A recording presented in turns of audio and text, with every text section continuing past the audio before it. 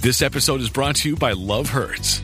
Kiwi Kwan has had quite a career, from childhood roles in Indiana Jones and the Temple of Doom and The Goonies to a recent Academy Award win for Everything Everywhere All at Once. But now Ki finally stars as a leading man in the film Love Hurts. Love Hurts is the perfect date night movie with its mix of over-the-top action, comedy, and a ton of heart. Love Hurts, only at theaters February 7th.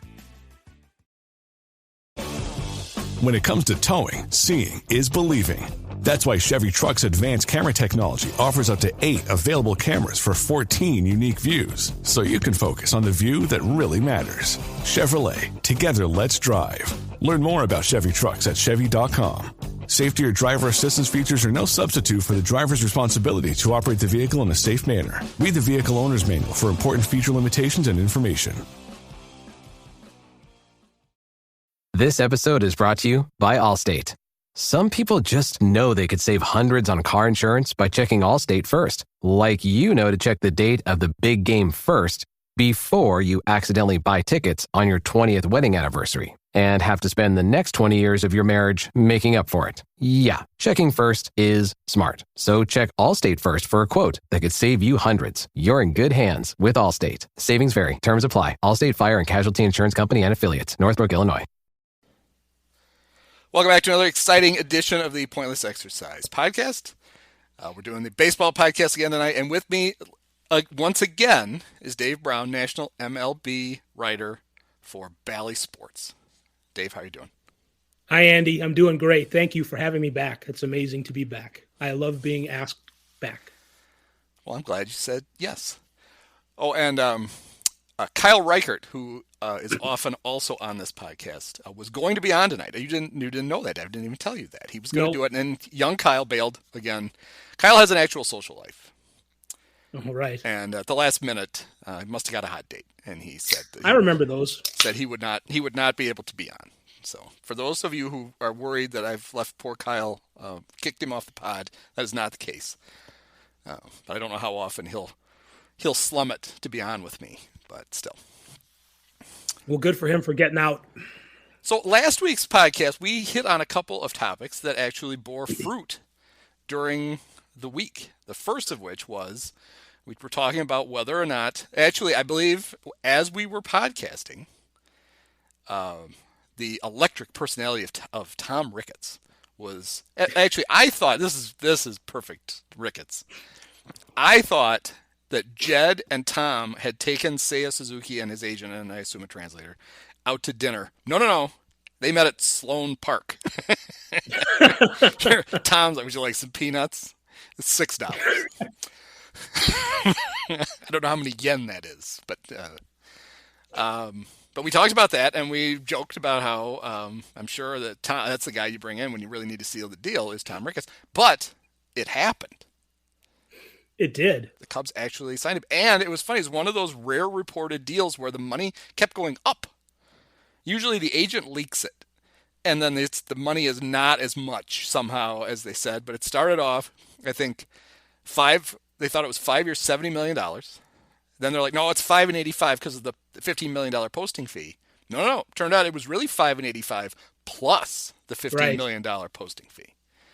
So the Ricketts had to write a big... What is that? How many figures is that? 8? I thought you were going to ask how many yen it is. I don't know. I don't know. I barely know how to convert dollars to cents, much less to foreign currencies. But that's genuinely exciting for Cubs fans to have someone who might actually be able to hit. We don't know this for sure, but he's a better chance than many of the other professional baseball players they are currently employing. The scouting reports are good. They say he's the best one to come over since Shohei as far as hitting. So I have to go with that. What do we think? What are the odds that he'll be the best Suzuki ever to come?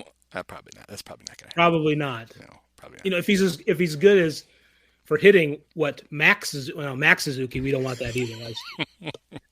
Never mind. Is there another Suzuki? I think there is, but I can't think of who it is. No. It's funny because it becomes very easy to forget that Ichiro actually has a second name. What is it? Suzuki. Oh, yes. That's why I don't think Seiya can become. But see, that's it, because Ichiro went with the Mariners. They still have good commercials, but they've always, for the longest time, they've had the best commercials.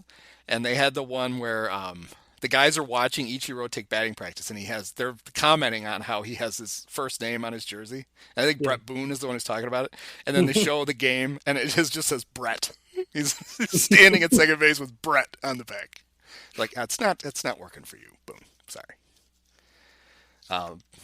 They also have a good one where it's a close up of the catcher, and you could tell they have the radar gun, and it's going off at like 98, 96 or whatever, and then you expect as the camera pans back, you're going to see a pitcher. Instead, it's just Ichiro throwing in from right field. Just pretty funny. Yeah, I'm kind of disappointed. I don't know why I'd be disappointed, but I thought that Seiya would put his first name on his jersey, but he's got Suzuki. He's number 27, because as he said in the press conference, they asked him why he picked it. He said, "I love you, Mike Trout." I love you, Mike Trout. Which was very funny. So he seems to have an actual personality, which would be nice. He's going to play his first Cacti League game on Friday. He's been taking live batting practice ever since right after the press conference. And I forget what pitcher he is, but he drilled some pitcher with a 112-mile-an-hour line drive. So I guess all that's promising. I did have one Twitter follower who basically said right-handed hitting Japanese players all suck. It sounds vaguely racist and sidist. He's like, the only good ones are the left-handed hitting ones because they need the platoon advantage. Like, okay, well, I'm glad we're already giving up on Seiya. He had a good run. He took batting practice for a week before Cub fans went, hell, he sucks. You know, I guess if you're a fan of a certain team, it doesn't have to just be the Cubs, but you know, sort of a cynicism can take over, a fatalism, a whatever. But I mean, that is I've never heard that, or maybe I have, and it's been a long time, but I've never heard that criticism of Japanese players at large. I had never either. He had stats to back it up. I think it may be more. So is he bad against right-handed Japanese pitchers? I don't think he's. It does not seem that he was bad against righties, lefties, or other. Yeah. In the Japanese league, but we'll see. I mean, we don't know how it's going to translate, and Cub fans are not good at bracing themselves for well, actually, it's ironic. We are experienced at disappointment, but we are not very good at handling it. And he's two things that will work against him in the early going. He is adapting to a brand new league, and he's a high-priced free agent signing.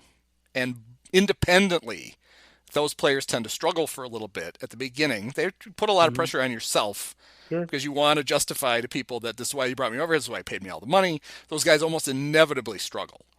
And then at some point, that kicks in, and they just become what they're going to become. A great example of that was the last Japanese hitter that the Cubs got, which was Kosuke, who hit a 3-run homer in his first game because Bruce tied it up, and then didn't get a hit for like another month. But was an all-star. So I can tell you that even though I can warn Cub fans that the Seiya you see in August and probably the first half of May is not the guy you're going to get long term, it won't matter.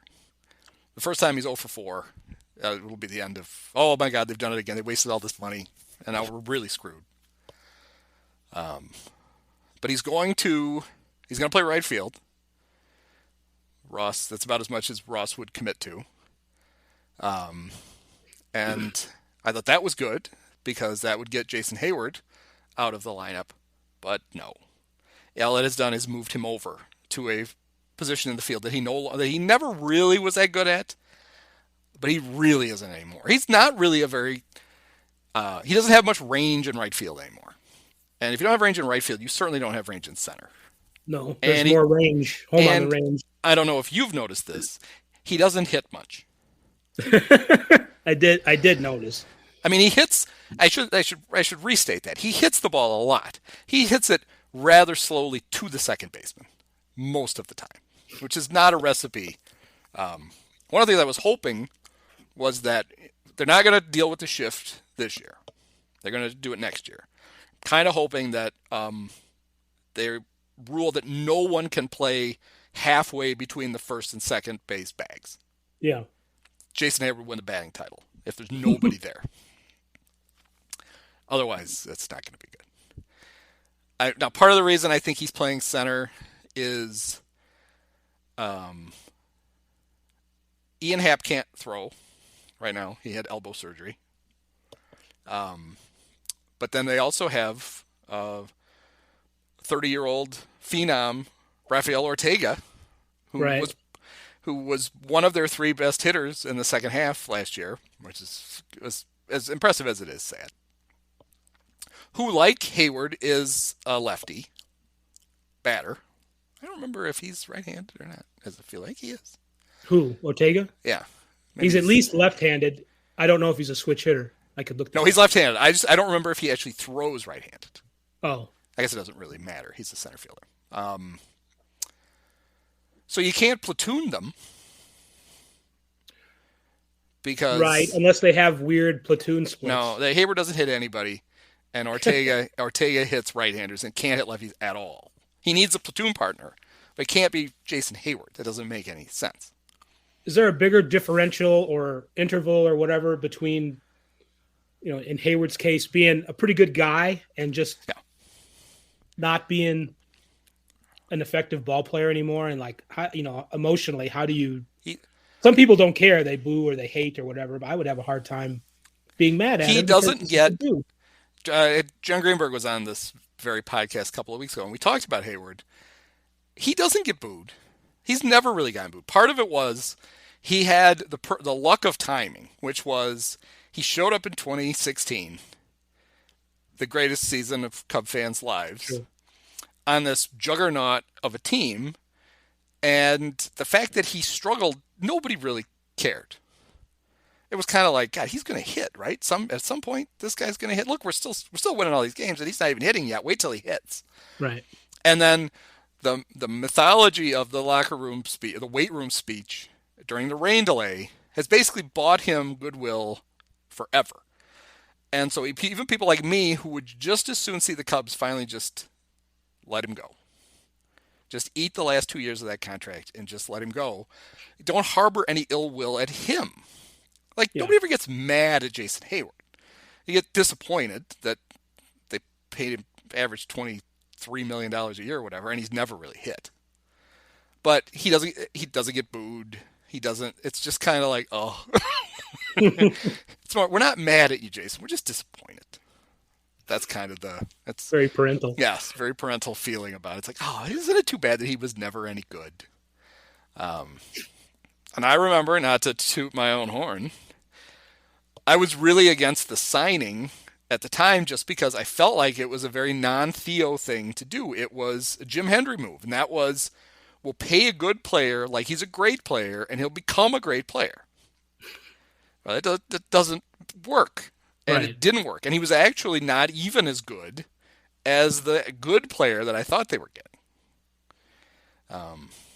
And then there's the apocryphal tale of he had a good playoff series against the Cubs for the Cardinals in 2015, and he hit an opposite field home run the night everybody hit home runs. Game 3. Game 3? Yeah, Game 3. The Cubs set a postseason record because everybody from 1 to 7 in the lineup hit a home run or whatever, and then Heyward hit a bomb opposite field, I think off Arrieta. And Theo and Jed were up in their little box going, "Oh, this guy's swing is perfect for Wrigley. This is going to be great." And they went out and they outbid the Cardinals for him. The Cardinals made a big offer, and he came to the Cubs sight unseen. He didn't even bother to make a visit. He's like, no, I was at the playoffs in 2015. Seems like a cool place to play, and the guys seem cool. I just signed with the Cubs. He basically said they're younger, and I think they're going to be better longer than the Cardinals, so I'm going to go play for the Cubs. And then John Malley was the Cubs hitting coach at the time, and the day Heyward showed up for spring training, he immediately changed his swing, which is that's a good sign, I think. Give the guy the $184 million contract, and then the first day, like, oh, you're doing it all wrong. We're going to fix it. Wait till we unlock this, and he just never hit. And I don't know that he was going to hit before Malley messed with his swing, but he certainly didn't hit afterwards. I think the big deal was, for a guy as big as he is, he never hit for the kind of power that everybody thought he was going to hit for. I mean, he's 6'5", and he's built, and they're like, all right, he's going to hit 40 homers. He had one good homer season for the Braves. That was about it. And I think that was what the Cubs were going to do, was, wait till we make this tweak. Well, the tweak was, now he gets his hands in a weird position and hits the ball down into the dirt every time. It's like, this is great. So that was a lot more about Jason Heyward than I planned to talk about. But the Cub outfield is a little, even with Seiya in it, is a little. Clint Frazier is probably going to be the left fielder. He's looked good in spring training, and everybody's super. People are starting to talk themselves into Clint Frazier because he certainly has talent, but he's never put any of it together for any prolonged period of time. I will just caution people that last spring nobody in the Cactus League could get Jack Peterson out, and then everybody got Jack Peterson out when the season started. Basically until the playoffs, even with the Braves. Jack saved all his hits for the second year in a row for October. So spring training, nothing matters other than who is everybody healthy the first day of the season. That's really all you're worried about when spring training ends. But Clint's going to get plenty of at-bats to try to win a spot. Well, he needs some good luck because he hasn't performed, but he's also had some bad luck on the field. I think U.S. Cellular almost killed him on the fence. Did he get caught in the Eloy net too? It was low. It was lower. I think it was before the nets. Yeah, really. It's no. He ran into they have that low fence in right field and ran into it at some point. And screwed up his knee, and that was a long time ago now. Was that his ode to Mickey Mantle? Because he wanted. Yeah, right. Clint was famously disappointed that he couldn't wear 7 for the Yankees. He was 77. So he's 77. He's still 77 for the Cubs. Mm-hmm. 7 was available when they signed him. It's now Yan Gomes, but at the time he could have had it. And it's like, but you got to change that number. That's not a baseball number. That's not a good number. You're never going to hit with 70s. Nobody with 77 is ever going to hit. It's like a good left tackle number. Yeah. Yeah, good old. I can't even think of a Bears 70. Well, the Bears retired it, didn't they? Didn't they retire 77? Probably. They retire. That's. I don't remember this crap podcast Mike Donahue and I have talked about. The Bears are not allowed. The Bears have to get special permission to retire numbers now. The NFL told them, you need to stop. You've retired too many. You don't have enough numbers. It's the guys from the meat era too. It's like, Joe Fortunato and. Well, they're very Yankee-like in that they actually have one number that's retired for 2 guys. Mm-hmm. Of course, the Cubs do too. But 7 is retired mostly for George McAfee, but then it was George Halas's number, right? So it's retired for both of them. Was he even a good player? I don't think so. Yeah. He was also George Halas also a Yankee. Yes. So here's what I'm sure people who've listened to this podcast have heard this before, and you probably know this because you're a baseball savant. But the Cubs retired 31 for both Greg Maddux and Fergie Jenkins. Sure. At the time they retired, they were the only pitchers in baseball history who had done what? Do you know? It's trivia time. That's a great question. I don't remember. They have since been joined by Pedro Martinez and Curt Schilling. At the time, they were the only pitchers in baseball history with 3,000 strikeouts and fewer than 1,000 walks. Wow. And they both were 31 for the Cubs. And then I should remember this off the top of my head. But do you know how many strikeouts Greg Maddux finished, or walks Greg Maddux finished with? I don't. 999. And he had to pitch like the last 52 innings of his final season, and he knew that he had 999 and did not want to walk the 1,000th. And he managed to pitch 52 innings at the end of his career and didn't walk anybody because he wanted to retire with less than 1,000 walks. That's amazing. Yes. And I don't know. That's sort of a little iffy as far as because like you worry more about walking a guy. I mean, sometimes he was pitching for the Padres, I think, right? Nothing mattered. They weren't in it. Yeah, nothing mattered. It didn't. All right. You know, if he was still with the Dodgers, he traded himself from the Cubs to the Dodgers in a pennant race for Cesar Torres. He could have done a better job. I'm still mad. Greg's my all-time favorite player, and I'm still mad that he didn't get more for himself than Cesar Torres.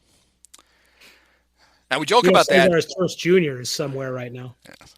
We've always joked about that, about Greg trading himself. There was a Cub player who literally did work out his own trade to get off the team, and that was Phil Nevin.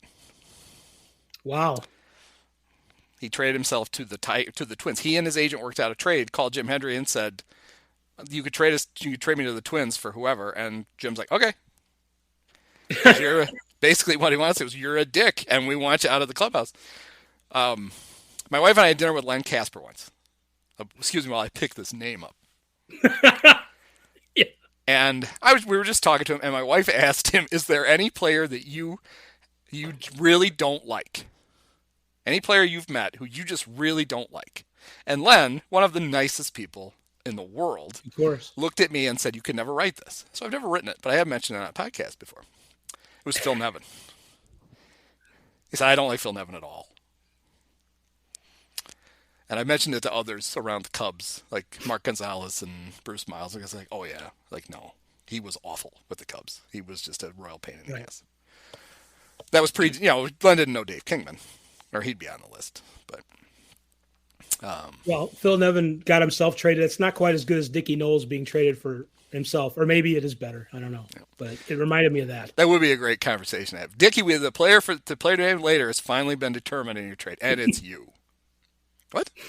They let him get away with that. Who was the? Oh, we can't tell. Pat Hughes loved to talk about this. We can't anymore. The relief pitcher from the Pirates who did bad things and had to go away. Yeah. He changed his name, and he had gotten traded. And Pat always liked to tell whichever Ron was with him at the time, he's literally the player to be named later. And that, I guess you could say the David Ortiz could also be a player to be named later. Right. He was David Arias. David Arias. ESPN Plus is doing this thing. It started with Peyton's Places, where Peyton Manning goes around. They're actually really entertaining. I watched a few and thought, these are going to suck, and these are good. He goes around and he goes to different football towns, and he either learns interesting stuff or they do crazy stuff or whatever. I think the best one is he went to the Astrodome, and Dan Pastorini was there, and Dan was credited with inventing, or at least being the first player to wear a flak jacket. And Peyton put the flak jacket on, and Dan Pastorini hit him with a baseball bat. So they have that, and then Eli did Eli's Places, where he went around to college towns and did stuff. And now they have David Ortiz doing baseball ones. And he went to, in the most recent episode, he went to Wrigley and got to hang out for a day with Ryan Dempster, which I just loved. But he just happened to mention on his way in that he got his first career hit at Wrigley Field. And I would assume he got it as David Arias. Mm-hmm. So I wonder where he got his first hit as David Ortiz. And does he have both balls? Here's my first David Arias hit. Here's my first David Ortiz hit. Wow. You know how they have, on Baseball Reference, they have that, on the day by day, was traded to Oakland on, changed his name to David Ortiz on.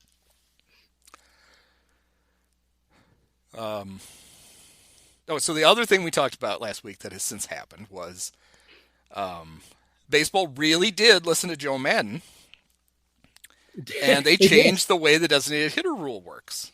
And they did exactly the way you thought they were going to do it, which was they basically just said, all right, the thing we did for the All-Star game, we'll just do it all the time. Right. And the way I understand that it works is on the lineup card, he gets listed twice. You put him in the batting order where you want to hit him, and he gets the 0 for the DH. And then he's listed as the pitcher. And if you take him out as the pitcher, he gets crossed off, but you don't have to take him out of the game unless you want to as a hitter. I wondered, does it work the other way? Say Joe, for whatever reason, just decides he wants to pinch hit for Shohei, but he wants to leave him in to pitch. I would think he can, right? It sounds like they simply decoupled the DH from the pitcher. I would think that you're right. I don't know for a fact that you're right, but that sounds like you're right. Yes. Yeah, I would think I don't know if we're going to see that happen, but... Oh, it's Joe. Of course we'll see it. Well, right. He'll do it just to do it. Right. I mean, this was a guy who entertained himself for an entire evening in Milwaukee by swapping Pedro Strop and Travis Wood in and out of left field. Yes. Which I know that's a thing that's been... He wasn't even the first. I remember the Cubs doing it with as Harry would call him, Lester Lacknaster.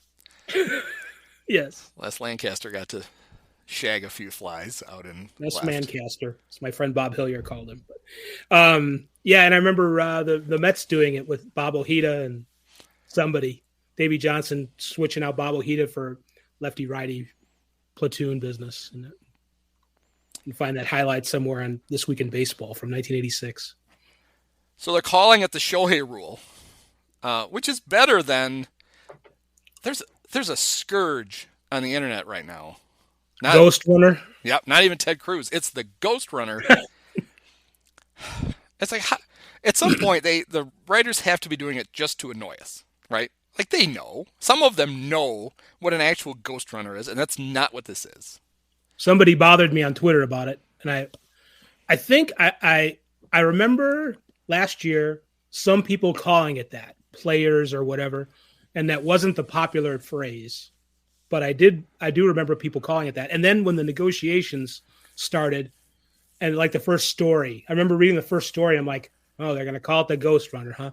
It's like some faction of play. I think it's I don't know if it's writers.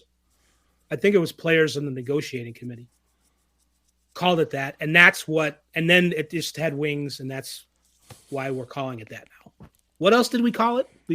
There must have been something better. Well, I have a name for it. I don't remember if I talked about it last week or not. I want to name it after Rob Manfred because he was the commissioner in charge. I think it should be called the Manfred Man. I really want that to stick. Oh boy! I guarantee you. I don't know. I don't know what Lancasper's doing these days. Because I don't believe the White Sox have a radio contract. Maybe they do. I guarantee I could get him to call it that. No, they're on... No, I know they are. It's my running joke is that Len just quit the business. Yeah. Because nobody goes from Cubs TV to White Sox radio on purpose. So clearly he just quit the business, and he's selling insurance with Larry Wisdom and Matt Nagy somewhere in Pennsylvania. When did you have that dinner with him, and did he talk about this? No, this was years ago. Okay. Because there's something there. There obviously is something there, and I don't know what it is. But yes, I did inquire with him, and he basically politely said, "None of your business." None of your business, right? As you would expect Len Casper to do. It was shocking to people like us on the outside. It was not as shocking for people. Not that I think people were surprised that he left that soon, but basically it was because everything worked out. He got to stay in town. He's always claimed he wanted to do radio because, he grew up listening to Ernie Harwell, and that's what he wanted. He wanted to be Ernie Harwell, and I think the biggest frustration that he had is that when you're the TV guy and your team goes to the playoffs, you don't get to stop working. You don't get to do the most exciting games they're going to play all year. Now the Cubs threw him a bone, and he got to fill in. Pat Hughes goes to the bathroom for the entire fifth inning every game. And Len got to do the fifth in the playoffs. Yes. I believe he may have called the David Ross homer I think that happened in the 5th inning. Maybe Javi's home run in Game 7. But then he had to just, he's just there for the rest of the game. So he doesn't get, for the guy who calls, 140 whatever Cub games every year, they win the pennant, they win the World Series, and you didn't get to call any of it. So I think that was part of it. You get to go radio, you get to do the cool stuff. But if he was happy with Marquee, he wouldn't have left. And my good friend Dave Kaplan, everyone assumed he was going to be the Cub, like the studio host for everything with the Cubs on Marquee. And he told me he never seriously considered it because he doesn't want to go work there. So there's something. That is I'm preaching to the choir here, but that is one weird channel. It's awful. I was all prepared to make fun of it just because it's what I do. And it's almost not fun to make fun of it because they're bad. Like, if they were kind of good, then there's fun stuff to make fun of. I just feel like, and I'm going to do it, but I feel like because I'm not above piling on. But that's what I feel like I'm doing. Because it's like, they can't get out of their own way. The one thing they're really good at, they still can't help but tinker with, is that their game broadcasts are good. Yeah. Jim DeShays is great, and Boog is a fine replacement for Len. It's as good as they possibly could have done to replace it. Yes. But they feel the need, for whatever reason, to parachute in Ryan Dempster to be a third man in the booth for a while, which I've never liked him. But he doesn't add anything. You have him and DeShays. You don't need both. What is he adding that we're not already getting from Jim? No. So then they put Ryan Sandberg in the booth, and you can go an hour and not know Ryan's there. Right. And all of a sudden you hear him talking. Like, what? Sandberg is there? Has he been there the whole time? Was like his mic? Was he sitting on his microphone? What happened? Rhino's here. Dynamite drop in, Rhino. Those broadcasting lessons are really paying off. I feel sorry for Ryan. Like, he's a complete introvert. He just is. He was a great baseball player, and he's a legendary Cub. And for an entire generation, he was like everybody's favorite Cub. He wasn't mine. Sean Dunston and Greg Maddux were mine. But I had a complicated thing with Ryan. I knew he was great. I always admired how good he was, and I just never really warmed to him. But he's completely ill-suited for this.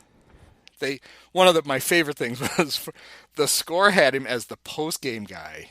Maybe it was even the last year they were still on GN. It might have been that. I bet it was. I bet it was the last year they were on GN. He did Cubs post-game for every game, and he had nothing to say. Wow. Nothing. And it's like, why are you making him do this? Not a good idea. No. Even with the hair plugs. You think that, I thought maybe that would bring some personality, a lot of confidence. I don't know if you've seen Ryan, but he apparently Restore only gave him like half of them were free, and he didn't want to go in for the rest. So it's like, you have hair plugs and a bald spot. It's like that's not supposed to happen, right? Is that the Urlacher company? It is. Yeah. Yes. Apparently Ian Happ is also on the team. That guy'll sell anything. Coffee. Well, he does. Podcasts. He's an entrepreneur. He's gonna get thrown out of a game for wearing an obvious shirt instead of his jersey onto the field. You're out of uniform. What? Who else will they bring in? Rick Sutcliffe. Yeah. Sut, it's funny. Sut is like super entertaining for like 4 innings. Like, he's got stories, he's got jokes, and then that's like, okay, but Rick, you're there for 3 days. You blew all the good stuff in the first 3 innings of the first game. Pace yourself. Yes, and now what are we left with? So, yeah, they're just not.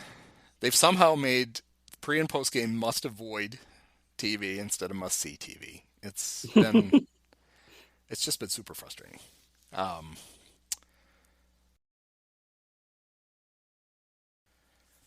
DraftKings, a Casino Queen Sportsbook, is officially live with mobile sports betting in Illinois, just in time to get in on all the college basketball mania. Right now, new customers can bet $5 on any tournament team to win their game and get $200 in free bets if they do. It's that simple.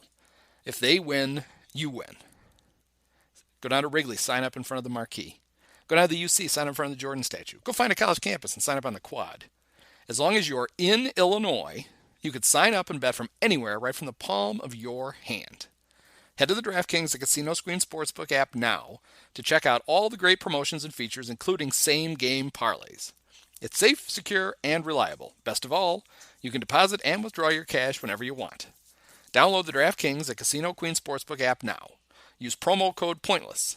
Bet $5 on any college basketball team to win and get $200 in free bets. If they win, you win with promo code POINTLESS this week at DraftKings, the Casino Queen Sportsbook. 21 and older, Illinois only. Eligibility restrictions apply. See DraftKings.com/sportsbook for details. Gambling problem? Call 1-800-GAMBLER. 1-800-426-2537.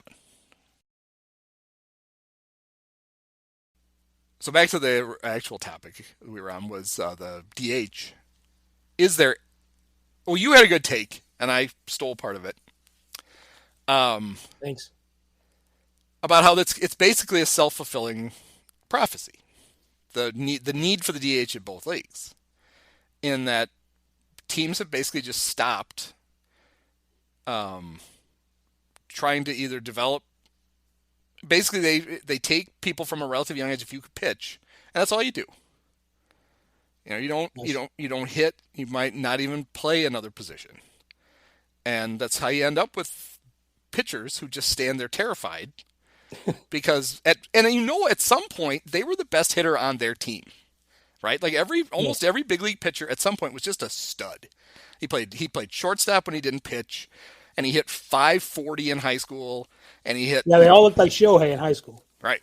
And now you put him in the box and they can't even get a bunt down because for the first 3 years they were in the minor leagues, they took batting practice like once a month. Right. And it's like, oh yeah, by the way, you're going to have to bat half the time. So, whoops. And guys in the lower minor leagues do not, obviously now they don't, but National League teams do not hit at all until you were in AA and AAA and were playing another National League team in your minor league game. Yep. Yeah, I worked a summer for the Beloit Snappers, and I asked, sometimes the pitchers would sit up in the press box. If they weren't supposed to do this, but if it was cold, whoever the next day starting pitcher would sneak into the press box to chart pitches because they didn't want to sit out there. And then they would sit and like yuck it up. And our favorite guy on that team was he pitched for the Orioles then later, and Dennis Sarfate. Yeah, was like very funny, and it basically turned into us just asking him a million questions about whatever. And one of the things we talked about was, I said, well, this is a National League team. When are you ever going to take batting practice again? And he's like, I think if I get to AA, I'll actually take batting practice again. He's like, it's not going to do much for my hitting to have basically taken 4 years off before I ever pick up a bat again. He's like, they don't want to waste the time on us. It's like, he goes, if I asked to take batting practice, they wouldn't let me do it. Right. So, do you think that was the right thing to do?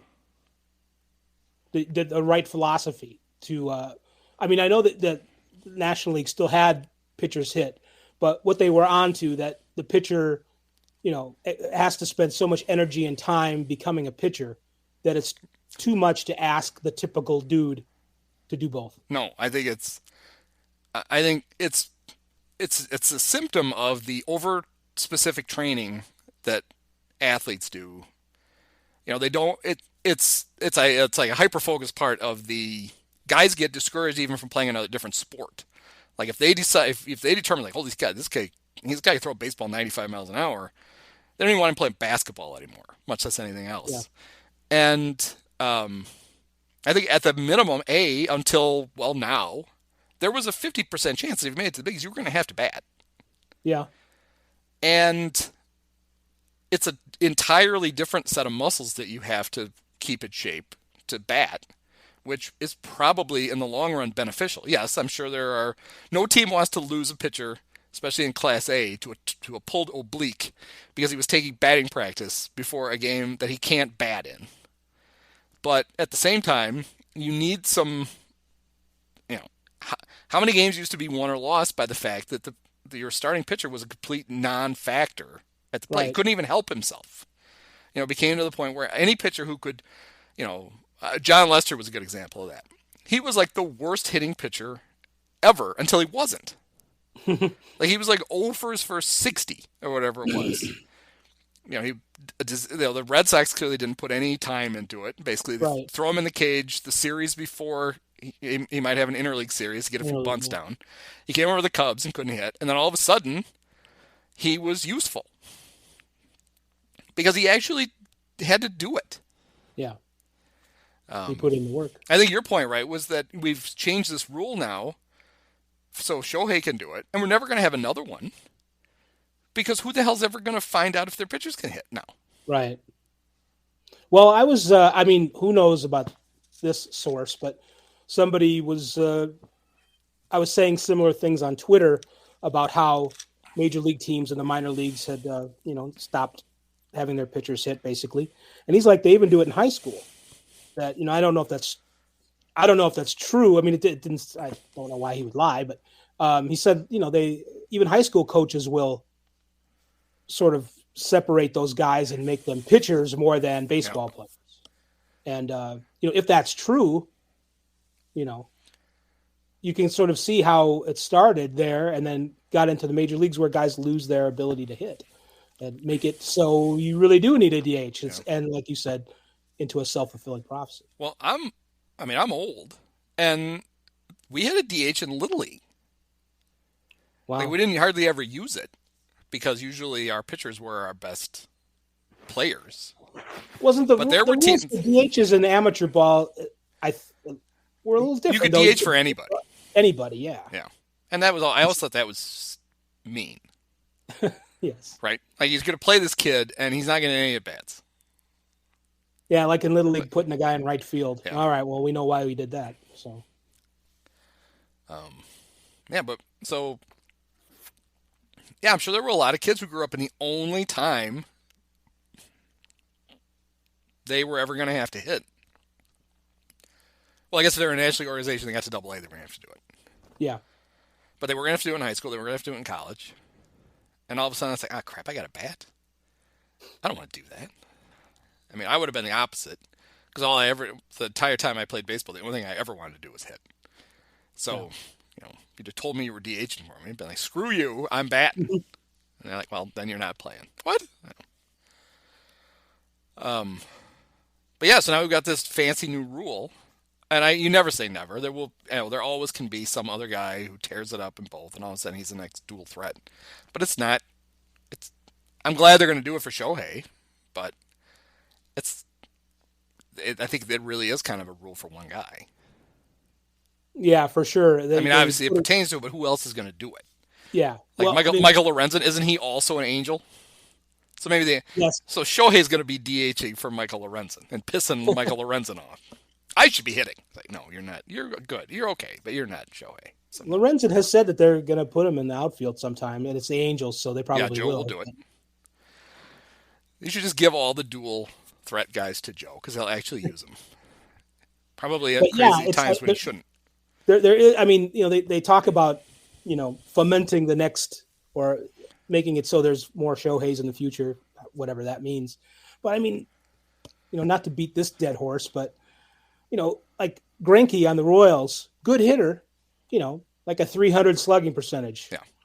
110 ISO power, and typical is 150 or 155. And Madison Bumgarner's got 19 home runs, but it took him like 700 plate appearances to get there. And he's not even, it's like, does Zach Greinke really want Zach Greinke to hit for himself in a game to help him win? No, he does not. I mean, he wants to hit because it's fun, like you do. Yep. But is that going to make the Royals better? No. The worst hitter on their bench is a far better option. Yeah. Than the best hitting pitcher they have. So it's just not going to happen. This episode is brought to you by Allstate. Some people just know they could save hundreds on car insurance by checking Allstate first. Like to check the date of the big game first before you accidentally buy tickets on your 20th wedding anniversary and have to spend the next 20 years of your marriage making up for it. Yeah, checking first is smart. So check Allstate first for a quote that could save you hundreds. You're in good hands with Allstate. Savings vary. Terms apply. Allstate Fire and Casualty Insurance Company and Affiliates. Northbrook, Illinois. ¿Hablas español? Sprichst du Deutsch? Komm du noch? If you've heard that sound from Babbel before, I bet you do. Babbel is the science-backed language learning app that actually works. With quick 10-minute lessons handcrafted by over 200 language experts, Babbel gets you on your way to speaking a new language in just a few weeks. With over 16 million subscriptions sold and a 20-day money-back guarantee, just start speaking another language with Babbel. Right now, up to 55% off your Babbel subscription at babbel.com/Spotify podcast. Spelled BABBEL.com/Spotify podcast. Rules and restrictions may apply. Another rule that has gotten delayed is because we're going to start with 28 guys instead of 26 for the first. I believe it's all April. It was a little mushy as to when that was going to end, but I think they just decided to do it for the first month. Also means series of May starts on May 2nd, and I've heard that as okay.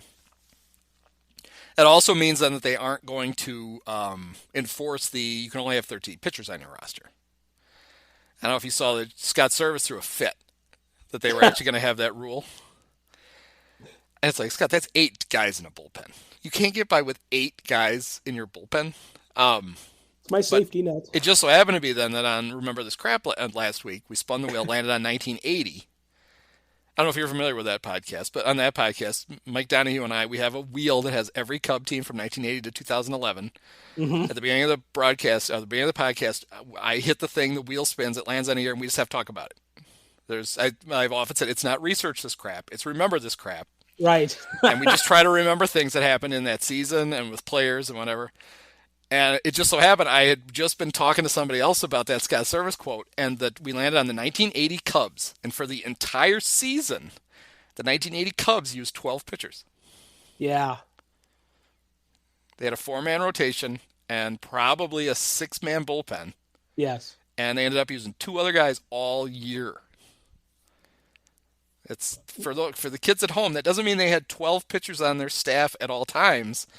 They only used 12 guys total in the entire season. Scott Service's poor little head would have exploded. 2 of them were Lynn McLaughlin. I think Lynn made. I think Russell made 40 starts. Mike Krukow, I think, made 40. Sounds right. I think McLaughlin made like 34 starts and had like 15 or 16 relief appearances. And I don't remember. I don't know if that was the year that Lynn got hit in the forehead with the line drive and stayed in the game. I don't know. He took one right between the eyes and just pulled the ball out of his forehead and got back on the rubber and threw the next pitch. Like, I'm fine.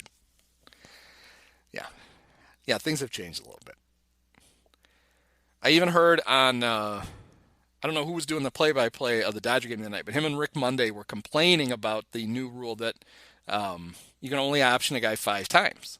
Right. And they were like, how's this going to work?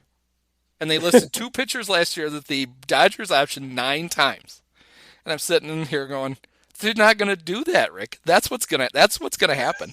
He's like, well, it's only a 40-man roster, and you got 26 guys. That only gives you 14 extra guys. And what are you going to do? It's like you shuttle those guys by choice, not because you have to. And now you're just not going to be able to do it as much. You still, I mean, 5's a lot. It really is. Yeah. And then there's also a new rule about if you waive a player, then you can't reclaim that player if he gets waived until it's gone through the entire league. And they had the example, I don't remember, you'll probably know this guy. There was a guy who kept getting shuttled back and forth between the Mariners and the Brewers last year. Yeah, Jacob Nottingham. Yeah, one would waive him, the other team would claim him, and then they'd have to waive him, and he'd go back. And he never had to make it all the way through waivers. The Mariners could keep grabbing him, or the Brewers, and now they've changed that. You got to let other teams with more wins than you get a crack at him. Yes. You don't just automatically get to claim him again. So just weird stuff like that. The team I think that will be most affected by the rule changes, the Rays will, but are the Brewers. because nobody loves to shuttle guys between AAA and their bullpen, quite like Craig Counsell and the Milwaukee Brewers. Yeah. So if it screws them, I'm all for it. Right. So I'm happy. The Cubs could never, even the brilliance of Theo, could never quite figure that out. The Cubs, for the longest time, and they still do it, it's like they didn't remember there was an injured list. Yeah. And then when the injured list got cut down to 10 days, they still would forget it. Like, Javi was like day-to-day with a heel injury for like a month. It drives you crazy. That's like, we couldn't have just put him on the How about retroactively now? You could bring him back tomorrow. Like, no, we're not going to DL him? No, that's great. And it turned out he had like a broken bone in his foot or whatever. They just couldn't see it on the scan. It's like, oh, for Christ's sakes. Some teams are just not as savvy as others are. A player I want to ask you about is a guy in your neck of the woods. Is the Bobby Witt the Lesser, the younger Bobby Witt, who I'm sure you've seen because the whole world has seen. He hit a homer in spring training yesterday, I think. Yes. And somebody put side by side his swing with Mike Trout's swing, and other than Trout having a higher leg kick, it looks exactly the same. Which clearly means he's the next Mike Trout. Because if your swing looks like the other guy, you've got it. But he is apparently like far and away the best prospect in baseball. Well, he's some people might say Julio Rodriguez with the Mariners, but I think Witt is closer. He was, if we hadn't had the pandemic, he might have been up already because he lost some time. He's just one of those guys that, I think Mike Trout that's high praise. I think he doesn't, I don't think he's going to have as high a batting average as Mike Trout.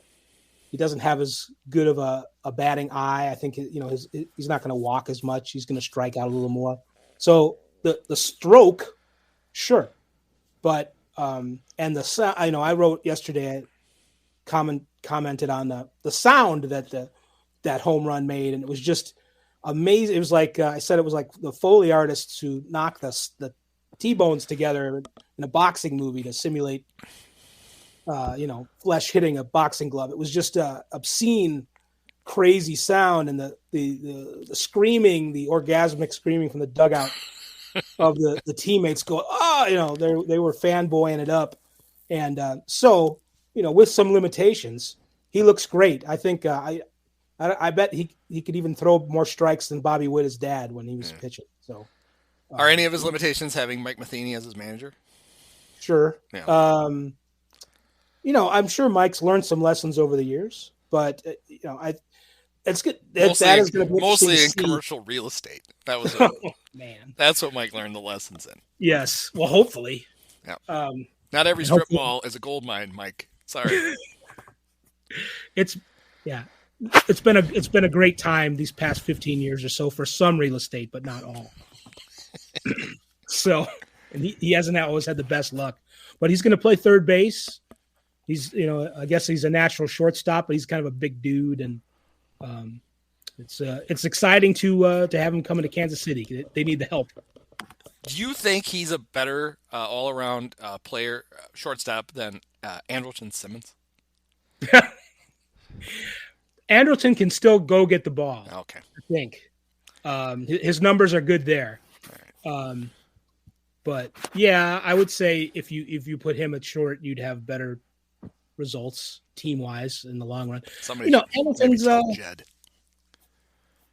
Yeah, I still think Andrelton can play. He can pick it, but like we said last week, he had that peak a little bit with the Angels, and then he's coming down the other side of the mountain with the hitting. So. Well, if he only plays the games when Nico Horner is injured, he'll only play in like 152 games this year. So he didn't get hurt tonight, did he, Nico? No, I'm sure he's saving the quad strain for his first at bat of the regular season. Right. Yeah.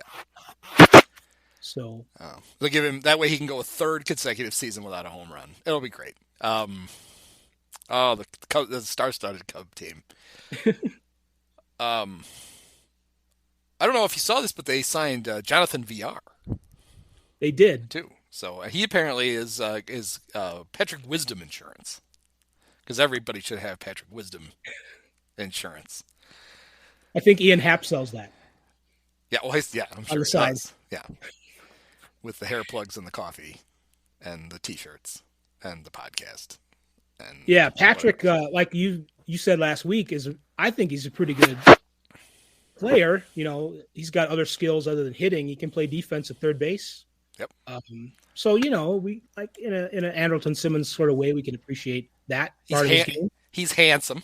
The women like Patrick Wisdom. He's got a really cool name. Yeah, well, he's got a cool nickname, P Wiz. We gave him that. Not a lot of wisdom. I can't take full credit for that. Up with that. Andrew Cieslak, he came up with P Wiz. I just promoted it. P Wiz, that's good. I'm warming to it, sort of, so to speak. Yeah, that's right. You can feel it. There's a warmth going down your leg at the moment. Started as a trickle, but now I'm is into P Wiz. Yeah, it's one of those things where, if he could just cut the strikeouts down, he'd be a star. It's like, oh well, he strikes out 65% of the time. I don't know. That's too many. I don't know the likelihood that we're going to be cutting those strikeouts down. It is Jonathan VR is a good, he's a guy that you want playing a couple days a week in 2 or 3 positions, and I like that move. Yes. Now it's not. Is his name? Is it short for something? Is it virtual reality? I was gonna make that joke, and I'm like, don't make that joke, please. No, don't worry. Just wait a second. Andy will make that joke. Yeah, that'll right. be better. Just let him walk right. I into admit that. it popped into my head to say Jonathan VR or Jonathan Virtual Reality, but I could see the Cubs. I could see the Cubs subbing him into the first game at third base with the goggles on. Ball hit right at him and just brains him. Apparently, there's a lag. I didn't know it was coming. Photoshop. I don't know if you saw this. The Cubs, sometimes they make it too easy. They have a slogan, the official slogan of the team this year. It's this Boog's over here. fault. What is it? It's just different here. It's just different here, right? Yeah, it certainly is. It's actually Boog's fault. He said that in his introductory press conference last year. And it's not the first time that the Cubs have just taken a line from a press conference. Theo gave his whole "baseball is better" speech at his introductory, and they tried to make that a thing. And then they tried "That's Cub." Theo was big on trying to make "That's Cub" be an actual, become shorthand for excellence. Right. The guy, hitter, goes the other way with 2 strikes, gets a big hit. That's Cub. When in reality, we know what that's Cub is. Guy runs headlong into the tarp. That's Cub. He gets lost in the ivy. Now that's Cub. It gives up a grand slam why am I blanking on who's the he pitched with Dempster for the Rangers. They both did horrible Harry Carey impressions. It's a left-hander. Derek Holland gave up with a 3-run lead, gave up a grand slam to Bryce Harper, a walk-off grand slam to Bryce Harper in Philly. Yeah. That's Cub. That's what that's Cub. No matter what you did, that's what's going to stick. And then it's just different here. They're just asking for it. So Boog said that. It sounds more like he said it's just different. Sounds like Tom. And it took them a year. There was a delayed reaction, and they're like, "Hey, we need a slogan." They got a workshop. What'd the big redheaded guy say? Let's go with that. That beats having to pay a ad agency to come up with it. We'll just steal one from our own broadcaster. It's just different here. It sure is. That one of my frustrations, and I have a lot of frustrations, was the Cubs are busy stockpiling veteran pitchers. Yeah. It's very clear with an eye on flipping them in July and getting more prospects. I don't know what kind of prospects you're getting for these guys, but hopefully they'll hit lightning in a bottle. I mean, they did once get Pedro Strop and Jake Arrieta for Scott Feldman. So, stuff can happen. Right. And Steve Clevenger, of course. I'm sure he was the key part of that. But they don't seem to have the foresight to do that with, like, position players. And that my frustration was, couldn't we have found somebody who could play center field? Even if all they can do is defensively, they can handle it. And then maybe that's a guy that you could flip. I mean, they kind of actually did it last year with Jake Marisnick. At least they had a guy who could handle it defensively. Of course, he was always hurt, so he never didn't get to do it. Yeah. But I mean, they're bringing it back. They brought Drew Smiley back. Who they finally get to see Drew Smiley pitch. They let him rehab for a year, and then they had to let him go so they could afford Cole Hamels' contract option year. That was a good sign for the financial resources of the club. They get Chris Martin. Stephen Bro. I guess it's Bro. I like Bro. He, however, they had to move him to a minor league deal because he's got a bum flipper. So that's a good sign right away. The one he uses to throw? Bring all these guys in. They just officially signed Michael Givens today, even though he apparently had promised to come like 2 weeks ago. He's probably the closest thing they actually have to a closer. It could be very bad. But your complaint, I want to address that. I think that's one of my complaints about teams sort of like the Cubs, but really more teams like the Orioles and the Indians or the Guardians at the bottom who don't sign anybody. Yeah. Like, couldn't you sign somebody that we've heard of, to not only spend your money, and to make the team better for now, but to flip later? If you don't want to do it from the standpoint of, well, we're not going to win the World Series this year, so we don't give a crap, whatever. But, okay, talking a language you do understand, why don't you sign Jock Petersons or whatever to fill out your outfield and, pay them something so the team does look a little better, and then you can flip them later. I don't understand why they don't do that. No, and that was supposedly what was actually that was what all of the things in the new CBA were going to encourage that. Like, it doesn't do you any good to lose. But you didn't believe that for a second. Didn't believe it, no. Their whole thing about, well, it doesn't do you any good to lose 108 games because you might end up picking fourth. So why don't you try to win? Here's a novel idea. Why don't you try to win 70 games this year? Oh, boy. Because you still might pick first. And they're like, okay, but we'd have to pay those guys. We don't want to do that. So you already, they're like, the evil Dolans in Cleveland are like the ones with all the money. They're like, oh, no, we already had to give a raise to all the minimum salary guys that we got. That's where our money went. Yeah. It's like, yeah, you had to give them all an extra $20,000. I don't think you went broke. Ugh. Yeah, there was just a thing today about there were a couple of Cubs that had to get their contracts torn up and get new ones because they had signed before the lockout for less than the minimum salary. So the Cubs had to go, apparently we're going to have to pay you more than this. Yeah, well, they probably went to, but hey, guys, good news. You're getting paid the correct minimum wage now. How do you feel about that? Do you make a lot of money, Jake? Or I hear baseball players make a lot of money, Jake. Oh, it depends on how good you are. Well, how good are you? I make the league minimum. Yeah, that's that would, especially if you're not a first year player and you show up for spring training and they have to tear up your contract because you and your agent did such a good job that you actually came in at below what the league the league minimum was. And I'm sure the Cubs are like, yeah, you're not seeing any of this. You can sign this, but that doesn't mean you're not going to Des Moines. Cubs brought Robel Garcia back, and I just assumed it was because he probably still he can't get out of his lease on his condo in Des Moines. He's like, I'll just go back to the Cubs. It'll be cheaper. I'm already paying on that damn thing. I'll just go play there. Baseball. It's the greatest. So, we've got what? Just 2 weeks, right, before opening day? It's 2 weeks from tomorrow, Thursday. It's barreling right down on us.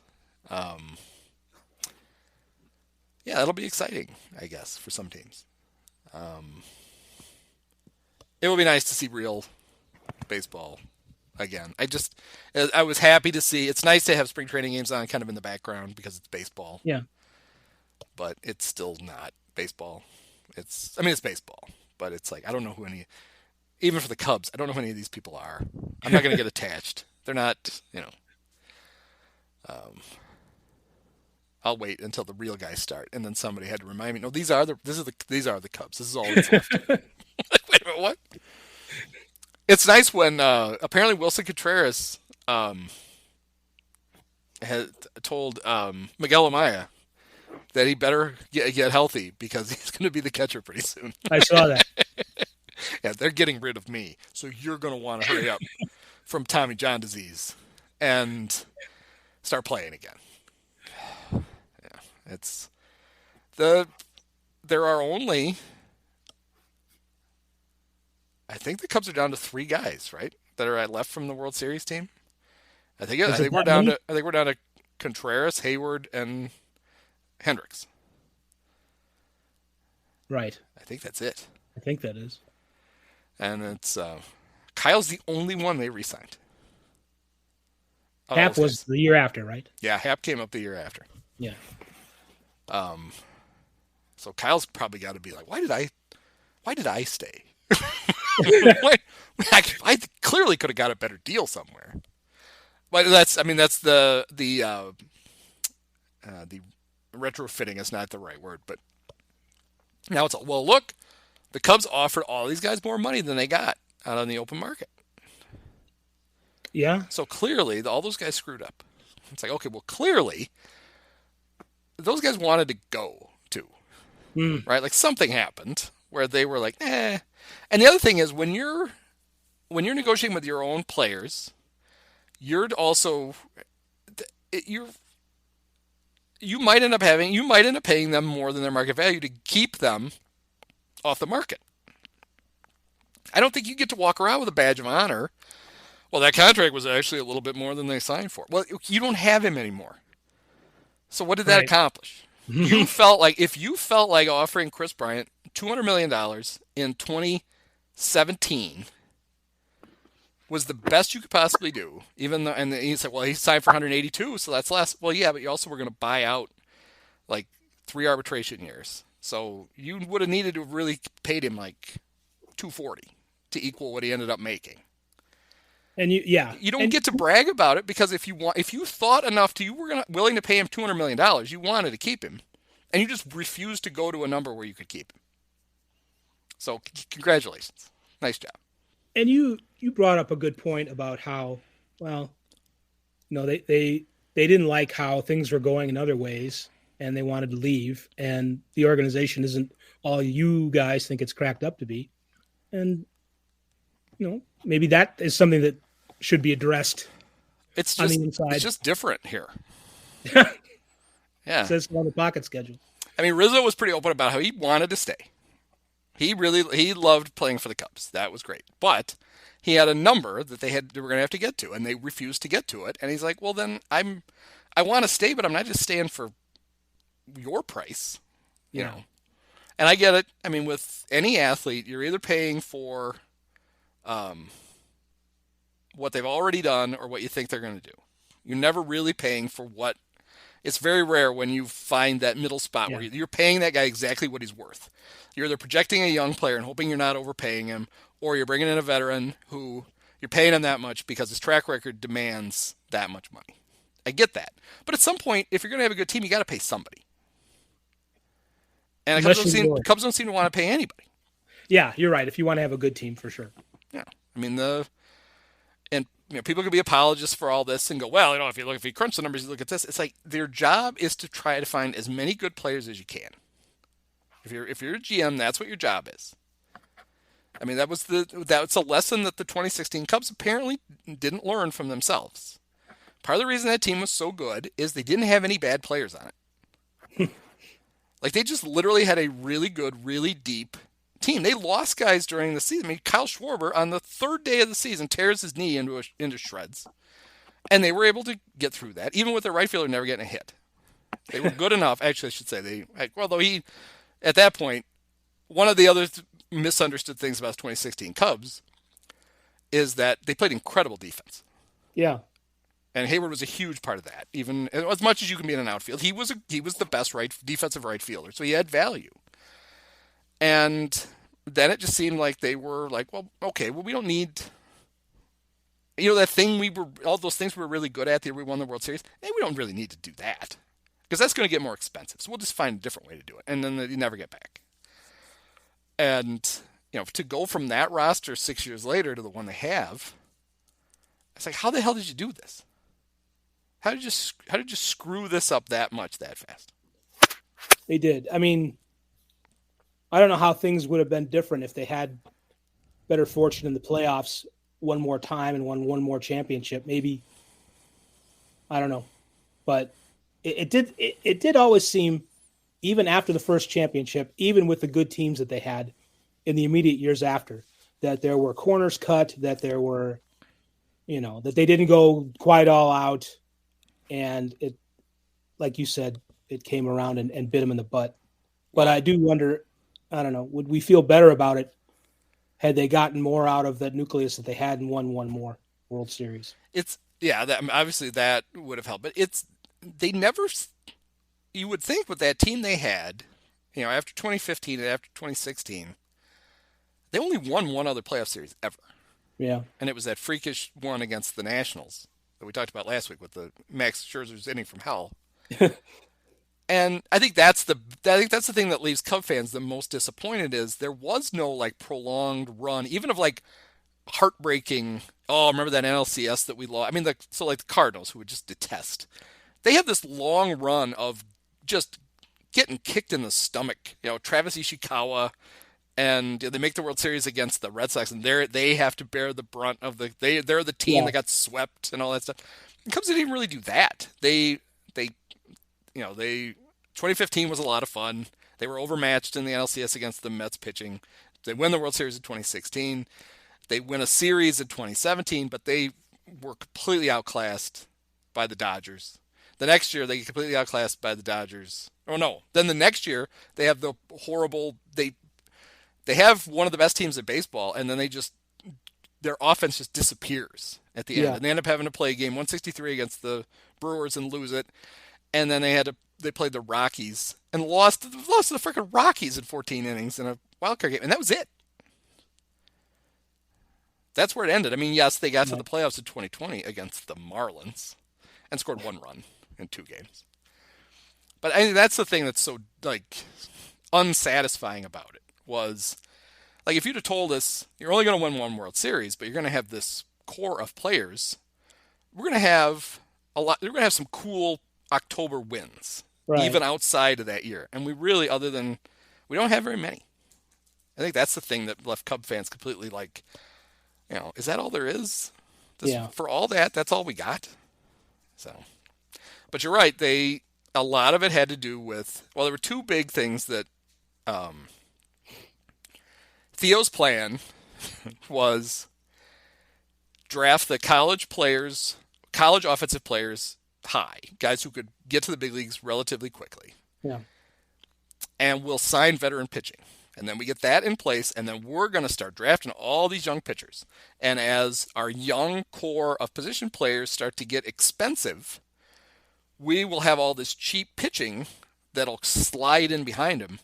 And they went years, and they didn't develop a single starting pitcher. No. And they couldn't even, those draft picks, they didn't even get, Dwayne Underwood was the best relief pitcher they developed for a while. It's they couldn't develop anybody. They struck out on every single guy. And then they were having to then pay for pitching. They had to go get Cole Hamels, and then they had to pick up his option. And they were all of a sudden spending money in spots that they didn't intend to spend it on. And then there's the famous case of they sign Yu Darvish to a deal that was considered a bargain at the time, and Theo was all excited about it, and at Yu's press conference said, this was a price that was just too good to pass up. Yu's an impact pitcher, and now we'll have money because we spent less than we thought we were going to. We're going to have money to spend on other positions, and then the Ricketts took the money away. Right.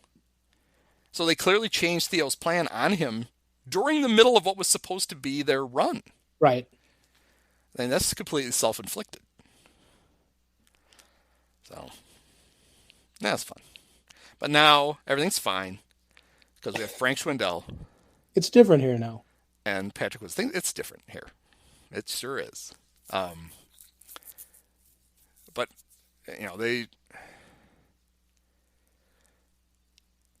the Wilson was kind of like the last guy standing at the trade deadline last year. And I think the general assumption was, okay, well, that must be the one guy, they're going to keep.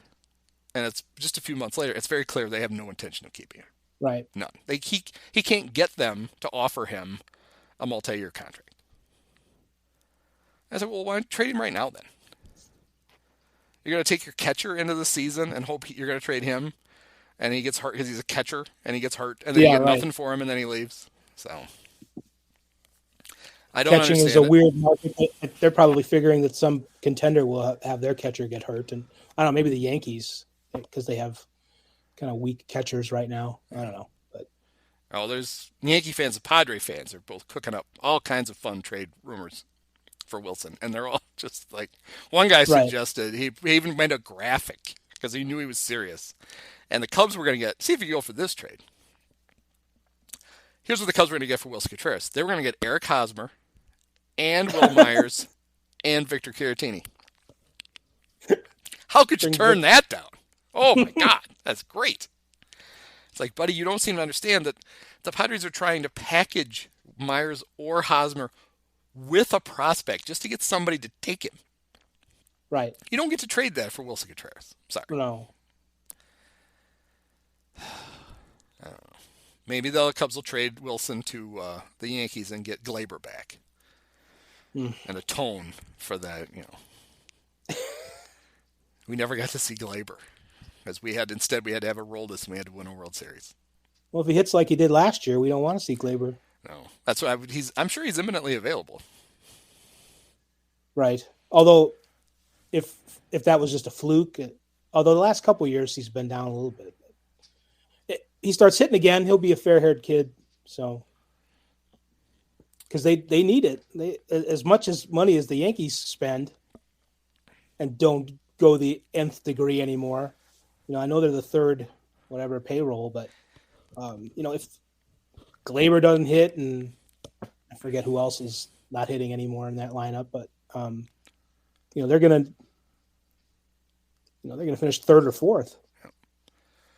There's nothing wrong with Glaber that a couple of series with the Orioles won't fix. We got 6 games coming up in the next 2 weeks with the Orioles, Glaber. I'm sure you'll hit 12 home runs, and everything will be fine. And he had 18 home runs against them one year. Some just ridiculous number. Something like that. Hitting the grand slam in every series and 2 in a game. And yeah, and it's not like the Orioles got good, and that's why he stopped hitting them. I mean, that didn't happen. All right. Well, I think we hit on everything I wanted to talk about. And that's really the most important thing. It is that we talked about the things that I want to talk about. I wanted to talk about some of those things too. Okay, good. I'm glad. All right, so I appreciate it. So, Dave, people can find your fine work at ballysports.com. Yes.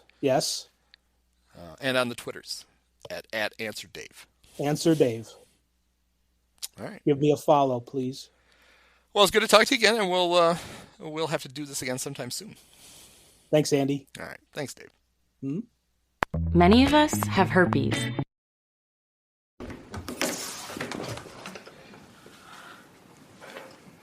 Are you a sicko?